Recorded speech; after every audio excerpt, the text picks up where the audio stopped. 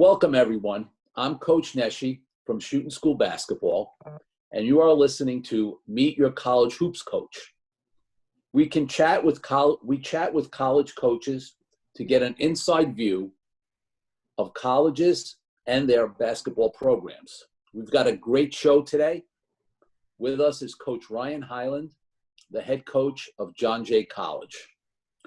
Coach Hyland has just completed his 6th season as head coach at John Jay. Prior to his tenure at the college, he was an assistant coach at his alma mater at Catholic University. Coach, good afternoon and welcome. Thanks, Coach. Appreciate you having me on board and really looking forward to this afternoon. Great. Same here. Coach, could you give us a brief description of John Jay? Sure. So John Jay is obviously the College of Criminal Justice. We're part of the CUNY system, the City University of New York, along with the other 8 senior colleges that compete within our league. We're obviously known for our majors within criminal justice and between criminal justice management, criminal justice studies, forensic psychology. We have some of the best programs in the world in that major. The school was started about 50 years ago as a college set up for police and cops to get their degree while they were working on getting through the academy and becoming an officer. And since those 50 years, the school has really transformed into one of the leaders in terms of providing people into the criminal justice world, from the FBI to the DEA to the Secret Service. It's grown a lot more than just the NYPD. So the school is about 15,000 undergrads, and about half of those undergrads do study something in the criminal justice field.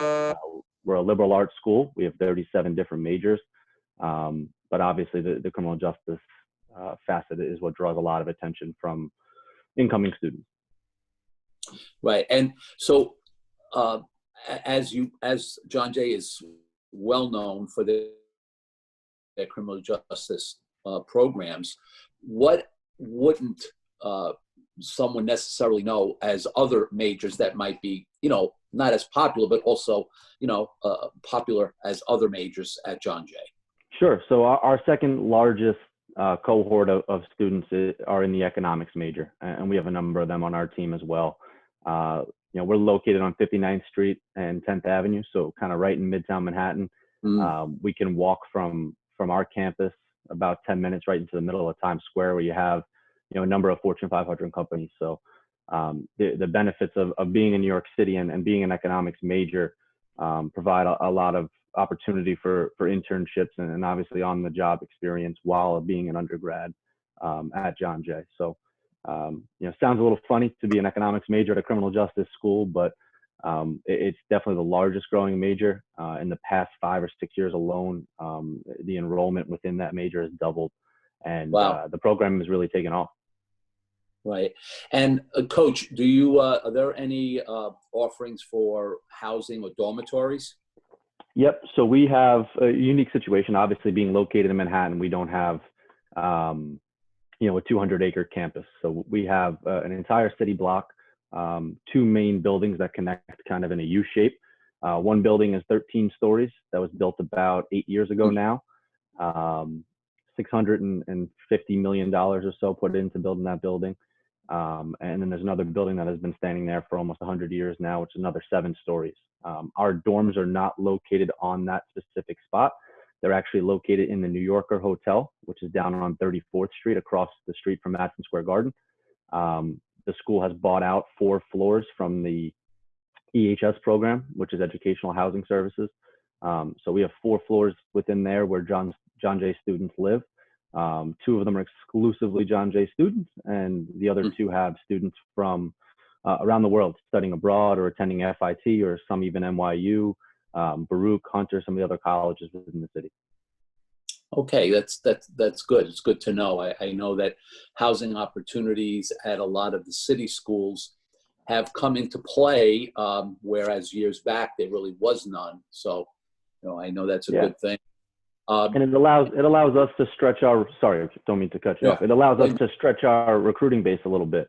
We are a state school, so naturally it's a lower tuition rate for students within New York State. That qualifies, if you're from Brooklyn or Manhattan, as much as it does if you're from Buffalo or Rochester or Suffolk County. And we've been able to tap into some of those areas recently in the past few years in our recruiting, because of that housing option.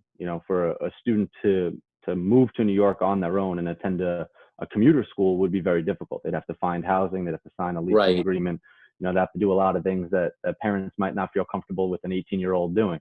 So the dorms provide that option, kind of a midway point of, hey, you're going to be living in New York City, but you have that security that's built in within the dorms. You have the supervision of the RAs and the managing directors of the building. All of that on top of what we provide as a coaching staff for those recruits. Yeah. Coach, what are the schools that you compete with mostly in your recruiting? And also, I guess, as part of that question, what are some of the biggest challenges you find in trying to, get or land quality players for your program? Yeah, so I'll answer those backwards if that's all right. Sure. We obviously have a pretty defined niche. We're not the school for the person who wants to be an English major from Ohio.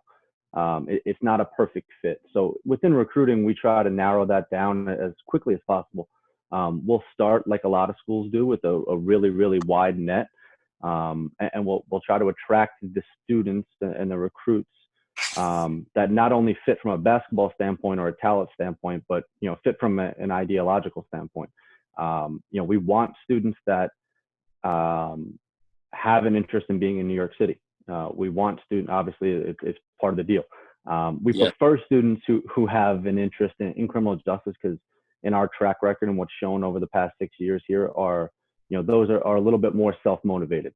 They're a little bit more on a one-track mind in terms of what they want to do. Those students often seek us out, which in turn makes our job a little bit easier. So, having a defined niche in that way allows us to really focus our recruiting efforts a little bit more. And we've been able to kind of change the timeline of the school. When I first got there, we were getting students, they weren't getting their answers till May or late April. And it was a little bit of a scramble this time of year. By having a more targeted approach within recruiting and trying to find the students that really fit, what we're looking for in terms of a student for the school alone. It's allowed us to get commitments in September and October and really solidify our classes early, which has been fantastic. To answer the other part, we've competed with a little bit of everybody. We're not going head to head with some of the NESCACs and UAA schools every year, but we've lost players in the recruiting process to them. More commonly, we're losing to the privates around the New York City area. Some of our recruits this year wound up at some schools, some private schools out in Ohio, or upstate New York, or down in the South. Actually, I think kids just kind of like the idea of going to school with sunshine, and I can't really blame them. So we've gone up at times against a little bit of everybody. We surprisingly don't recruit a ton against our league. There's some crossover. There's definitely some players that have interest in a couple of schools in our league, but the 8 of us now with CSI leaving are all fairly defined in terms of what we offer academically. So many of those other 7 schools don't have criminal justice. So if you want criminal justice, you're kind of looking at us. If you're looking for more of the sciences, then Hunter or CCNY might be a little bit more your alley. So it kind of helps among the 8 of our coaches. We're not running into it and fighting with each other often, because students nowadays are so informed that they're able to kind of narrow down their own searches pretty early. Yeah. And along the lines, moving further into the recruiting process, Coach, for your program, how would you describe a quality player, as regards to the point guards or shooting guards, the big men that you recruit? Sure. We have a little bit different criteria for everybody we're looking at. the basketball part of it, and I kind of touched on it early before, it really comes into play third for us. We want high character people first. And I know a lot of coaches talk about that, and, culture is overused in terms of kind of buzzwords. And, it's something that really is important to us. And if somebody is not going to fit, in with our guys or in with our team, or from a standpoint of off the court, that ends our recruiting process with them pretty early on. From there, the next thing we consider are your grades. College is going to be different than high school. Some find it easier, most find it harder, but there's usually a pretty laid out track record based off of your GPA, your SAT scores, and what you've done academically. So we'll look at those two things really, really in depthly before we even look at a highlight tape or go see somebody practice or play. What we try to do as far as an evaluation standpoint, it really depends on the position, like you mentioned. So, our guards, more than ever, I think we're prioritizing the ability to shoot the ball. Mm-hmm. The way basketball has morphed pretty quickly over the past few years. If you can't shoot, you almost become a liability on the court at this point. And, I mentioned it with our guards, but really that's 1 through 5. We're looking for within your position, the ability to shoot the ball at a respective clip. We were able to do some things this year with, Doug Levy as our 6'7" center, leading our team in 3-point field goal percentage, shot 42% from 3. And that changes just a ton of the things you're able to do. So, we're definitely prioritizing that. And in the class we have coming in this year, each of those guys can shoot it, even the 6'7" and 6'8" guys we have coming in. So it's exciting in that way. We want guys who are on the higher IQ end, and that's hard to see often in a highlight tape. So we'll try to get to as many games. We'll try to get to practices. We have an elite camp that we do every fall. So we love getting guys on our campus, putting them in kind of our situations, and being able to coach them up a little bit and get to see how they respond to, seeing a play drawn out that they've never seen before. Can you run it? Right. We have a lot of concepts in terms of what we do offensively and defensively, but there are a fair amount of sets that we'll run. So it's important for guys to be able to understand and comprehend the things we're throwing at them on a daily basis. On top of all that, I think what we're looking for in terms of what the guys we recruit, and it's kind of our mantra, and kind of see it every time we put something on social media or it's on t-shirts and things we have, and it's a play on words a little bit, but we want blue collar guys. We want guys who are willing to work, who don't really care about credit, who don't really care about if they're going to get a floor burn on their knees diving for a ball. We have a program full of those guys now, and I think that's helped us kind of build success over the past couple of years. And it's something that we're not going to steer away from in terms of the future of the guys that we're looking to bring in. We don't want the guys who don't want to get touched or don't want to work hard. We want those guys who are going to put their hard hats on and come to work every day. Yeah, such a great point. Number of great points, Coach. I echo what you say about bringing in quality individuals, not just quality players, because the jump from high school to college, there are so many subtle differences, and one of them for me always was the amount of time that we spend with the college athlete, is so much more than on the high school level. Especially like in my experience, because of our conference and our travel, our road trips would be from Thursday through Sunday night. Right. So you're talking about 4 days, stretched through the season, but of course 6 days a week of practice, and till you get started with games, and road trips where you're spending so much time with these young men that it becomes very important that you want to have a group of quality individuals that you're able to spend productive time personally for yourself, as well as the good of the entire team and the experience that those young men are going to have. So, I'm in full agreement, and, I know we all want to win, but I guess there's, sometimes you have to make sure, and talking about, being able to watch kids in practice, games. It's invaluable to be able to see things like body language, how they respond to a coach in practice or in a game during a timeout. If they're taken out of a game, what are they doing during the timeout? Are they engaged in what the coach is doing, or are they off to themselves and into themselves? And all of that stuff, clearly you've set, a good plan in motion for yourself, where I'm sure your younger players are now learning from your veteran players. And you just hope to, keep the train going. Right. So, Coach, in talking about all of that and kind of, what it takes to be a student athlete, what are some of the biggest challenges, that, your players, your athletes face during the season regarding balancing, their academics with their athletics? Sure. There's challenges everywhere, and we're no different. We practice in the afternoon, which is different than a lot of college programs. We start practice every day at 2:00. Our guys have what's called community hour. So from 1:30 to 3:00 every day, there are no classes scheduled. So guys get out of class at 1:30. They, are usually changed and stretched and changed in the gym, ready to stretch at about 1:45. We start practice at 2:00. We get them out at 4:00, and then they're free to kind of do the rest of their day.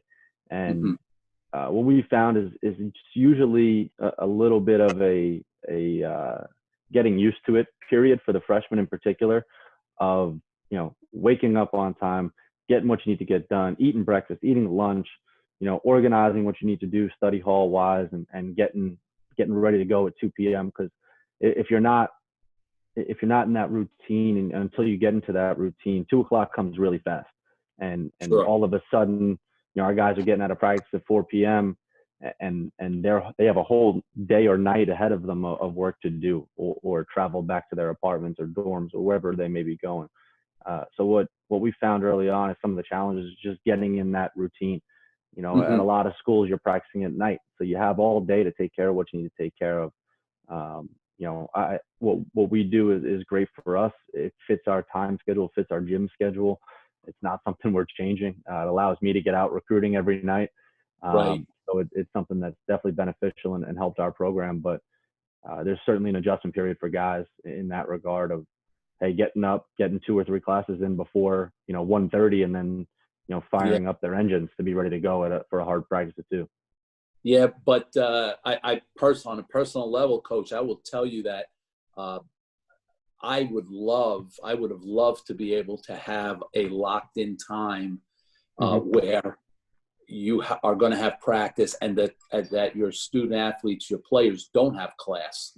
The thing I liken that to is actually when I was a student at Brooklyn College, they used to have what they call club hours, and like no one had classes. Like there were 3 days a week where 12 to 2 there were no classes, and it sounds somewhat like that.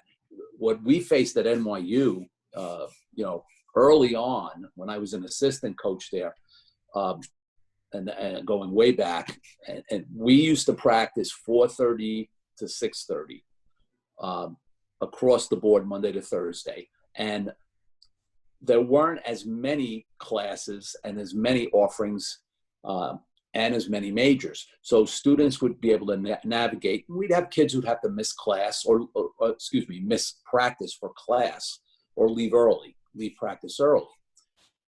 But as they added more majors and more classes, our practice schedules are all over the place. We wound up getting to the point in the last 20 years of my tenure, where we would be practicing. Some days we'd practice 9 a.m. in the morning, and then some days we'd practice 6 o'clock at night.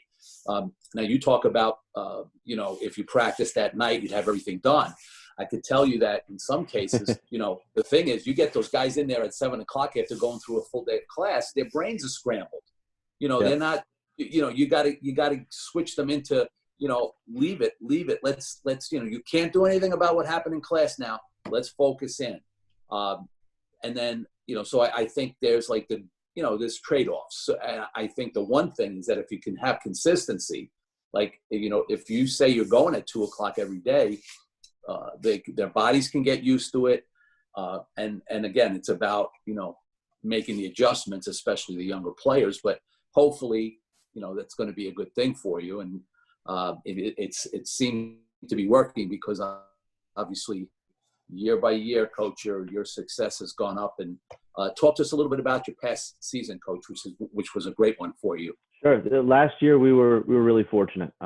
We kind of avoided injuries. Our team came together in terms of bonding and getting along, and a lot of that was on the shoulders of our leadership. We had some really, really great upperclassmen, and Doug Levy was our de facto captain. I mean, we don't name captains, but he was he was our leader. He was our voice on and off the court, and I give him a ton of credit just for what he was able to do over his time. He came in as a 6'5", 290-pound freshman, and he just signed on with an agent in overseas to go play, and he's 6'7", 225 now, and he's gonna play basketball for a long time. So he kind of set the mold and set the parameters of here's how I'm going to be successful. Follow me, follow my lead, and I'll break down the barriers for you. And I give our guys a lot of credit. The ones who did choose and knowingly chose to follow Doug, and that helped us with our success. We started off the year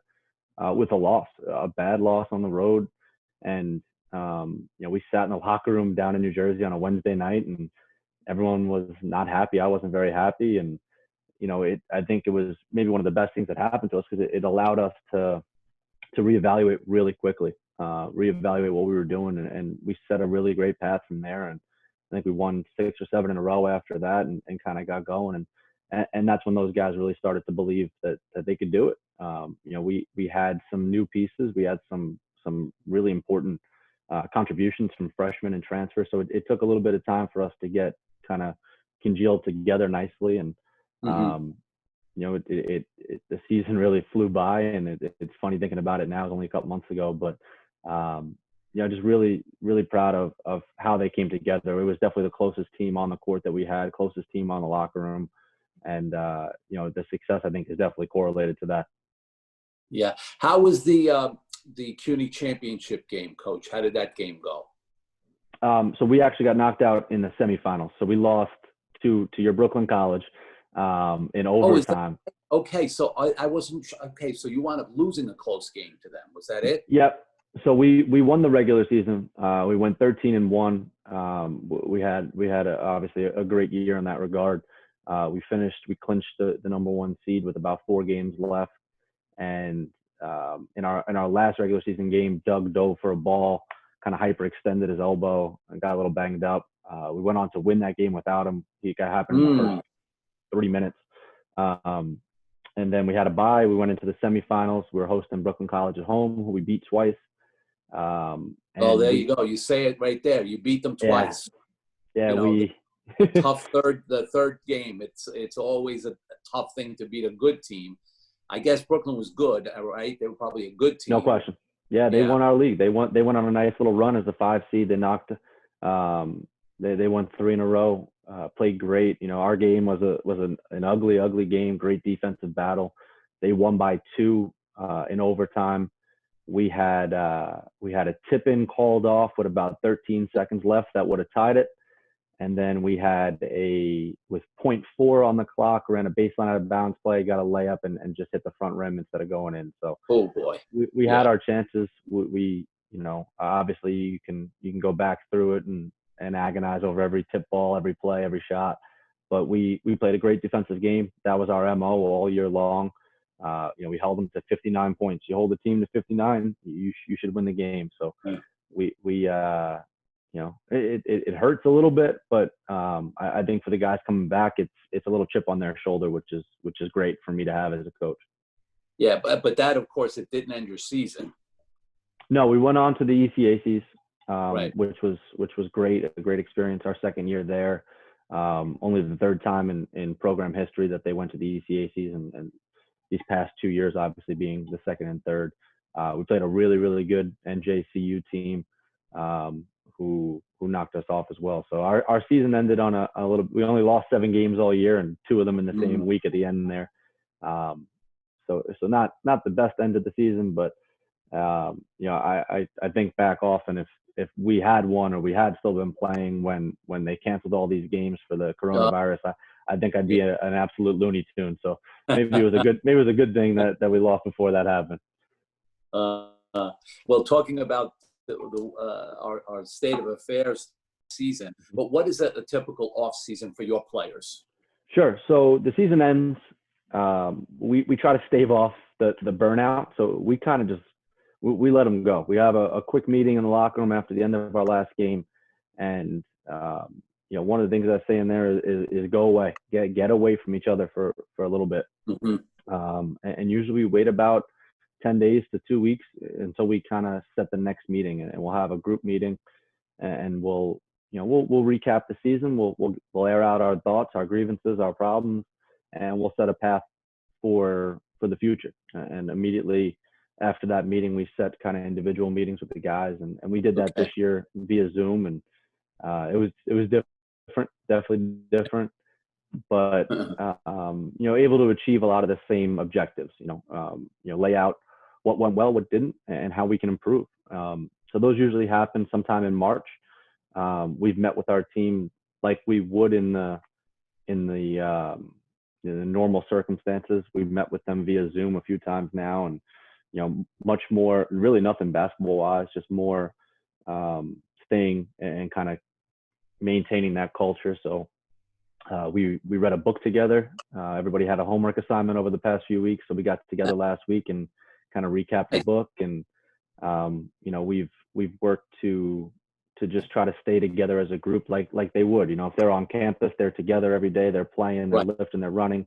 They're on their own. So obviously none of that's happening right now with this going on. So we're just finding ways to maintain that brotherhood that they fostered so well.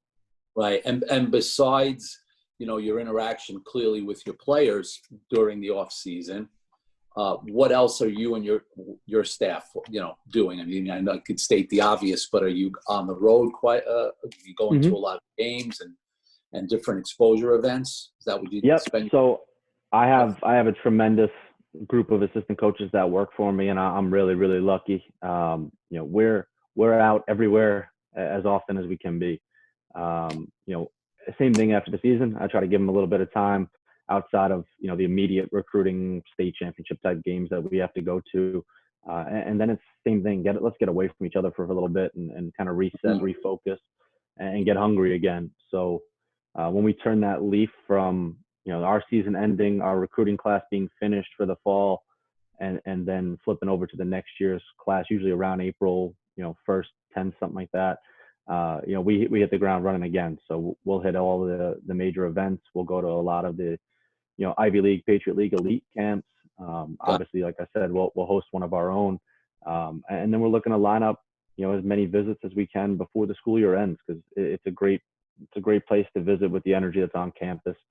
So we're losing that, but so is everybody this spring. But we've been able to do a lot of interaction via Zoom like this with recruits, a lot of phone calls, obviously, just getting to know, who's going to be in that mix for our 2021 class. Right. Do you have any Staten Island players on your roster? Sure do. We have a rising senior, Romello Ford. He's our starting point guard for the past 2 years, now entering his senior year. We had a freshman this past year from Curtis, Garrison Watkins, who was fantastic and I think is going to take a real nice jump. Great. Now that a hole has opened up with a couple of guys graduating. And then I don't know how the NCAA rules work, but we have another one coming in next year, a guard from a school in Staten Island I probably can't mention. But if you read the Staten Island Advance, it's in there. You can figure it out. Okay. And we're really excited about him. Great. That's terrific. Wonderful, Coach. It sounds like things are going in the right direction. I hope that we're back to, a normal existence soon. And I appreciate you spending some time with us, Coach. It's very informative, and best of luck in wrapping up the recruiting, and hopefully I get to see you in person sometime soon. I appreciate it, Joe. Real quick, if I have a second. Yes, sure. I've done a couple of these podcasts and conversations and stuff recently, and someone asked me last one I was on, what's one of my most memorable things in my coaching career. And I don't know if you remember this, and I don't know if I ever properly thanked you. You beat the crap out of us my first game, beat us by about 30. And the next day we played Old Westbury at your place in the tournament, and we won. And it was my first win. And the buzzer went off. We won by like 7 or 8, so it was kind of decided. And I remember you running on the court, grabbing the ball from the referee and handing me the ball before the handshake line. And that is still to this day one of the nicest things anyone's ever done for me. Thank you for saying that. I've had the pleasure of doing that for a couple of young coaches. I was happy to do it for you, and I actually did it for a couple of other guys. I was just happened to be in that situation. So that's so nice of you to say. But well, I really appreciate it, and I think about it all the time. And thank you. Yeah, you're more than welcome. By the way, now that you mention that, I'll tell you, ironically, my first win when I was the interim head coach was against John Jay. Oh, wow. Yeah. That's a great story, Ryan. Thanks for sharing. Thanks a lot, Joe. I really appreciate you having me, and hope this helps. Yes, it will. Anything I can do, let me know, okay? All the best. Thank you. Thank you. Take care. Bye-bye.